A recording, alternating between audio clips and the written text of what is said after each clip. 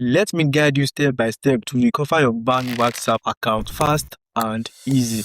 If your account ever gets banned, don't overthink it because you can actually get it back. And in this video, I'm going to show you how to do it. Anytime one of my accounts gets banned, I follow this process and trust me, it always works. So enough of the backstories.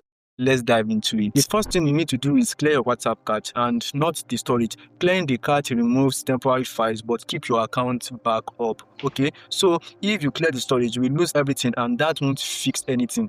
Alright, so next, you need to download the WhatsApp Unban application. This app will help you get your account back. Okay, so it is on the Play Store and I've already put the link in the description, so you don't have to look for it. Now don't leave yet, go ahead and hit the like button. So I'm making it easy for you by giving you the link in the description, so you can thank me for that by liking this video. Okay, let's keep going. Once you've installed the app, open it up. This app has 6 different ways to unban your account. You can pick whichever works best for you. Okay, now enter your ban number in the app and click generate report.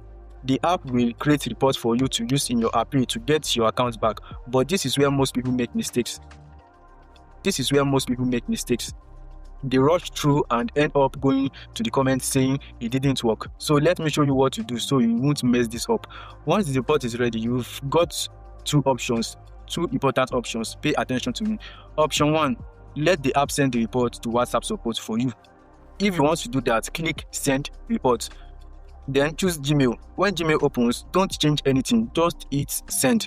That is it. Now, option 2, you can copy the report and send it by yourself. But a lot of people get this wrong and send it to the wrong email.